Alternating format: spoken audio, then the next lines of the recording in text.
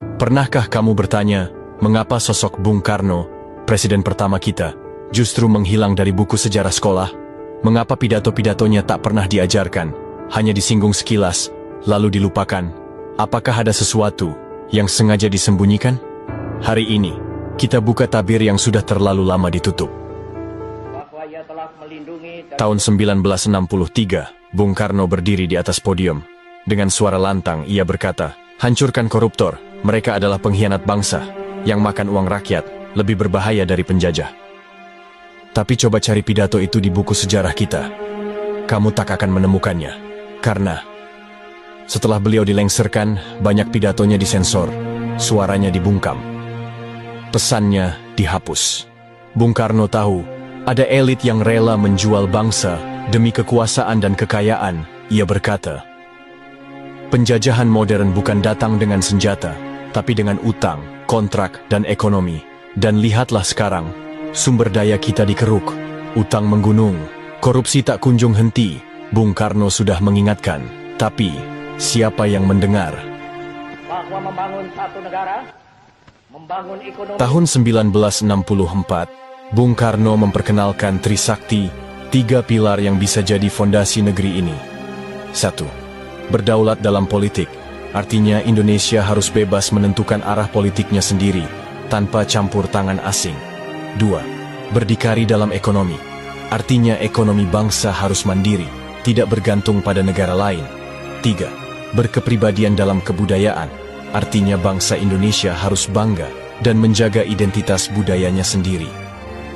Tapi setelah beliau jatuh, Trisakti ikut dikubur.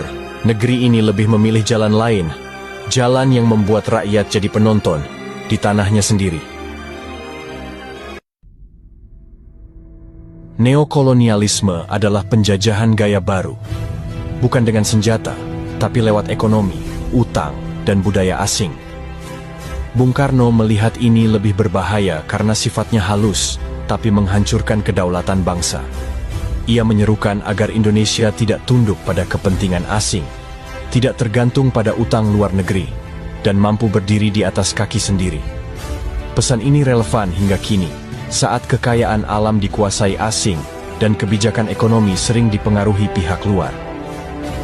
Di forum dunia, Bung Karno pernah mengguncang PBB dengan pidatonya, "To build the world anew", yang artinya membangun dunia kembali. Ia tak takut. Ia melawan kekuatan global, tapi justru karena itulah, ia dijatuhkan, dituduh, dikucilkan, dibungkam, tanpa pernah diadili secara hukum. Setelah Orde Baru berkuasa, sejarah ditulis ulang. Bung Karno dijadikan bayang-bayang, pidatonya dipotong, rekamannya hilang. Generasi muda hanya tahu, dia presiden pertama. Padahal, Bung Karno adalah proklamator, visioner, pemimpin gerakan dunia ketiga, pejuang sejati. Sejarahnya dimutilasi, supaya kita lupa siapa dia sebenarnya. Bung Karno sang proklamator, sang penyambung lidah rakyat. Wafat pada 21 Juni 1970. Tapi, yang menyakitkan bukan sekadar wafatnya, tapi bagaimana seorang pendiri bangsa justru meninggal dunia dalam pengasingan, dibungkam, dilarang bicara, dilarang muncul di media. Ia tidak lagi punya panggung, tidak lagi diberi ruang di negeri yang ia perjuangkan dengan darah dan air mata. Penyakitnya dibiarkan, kesepian mengurungnya. Ia terasing, bukan oleh penjajah, tapi oleh bangsanya sendiri yang telah dikuasai oleh penguasa baru. Tapi, Bung Karno pernah berkata penuh keyakinan, "Aku bisa saja dibungkam, tapi ideku tak akan pernah mati." Hari ini, kalimat itu terbukti. Anak-anak muda mulai membaca ulang pidatonya. Generasi baru mulai memahami api semangatnya. Pidato-pidato yang dulu disensor, kini dibuka dan dibagikan. Pemikiran Trisakti yang dulu dikubur, kini kembali diteriakkan. Semangat anti-kolonialisme dan kedaulatan, yang dulu dianggap usang, kini menjadi obor harapan di tengah krisis kemandirian bangsa. "Aku tinggalkan kekayaan alam Indonesia, biar semua bangsa iri. Tapi jagalah itu, jangan sampai jadi alat penjajahan gaya baru."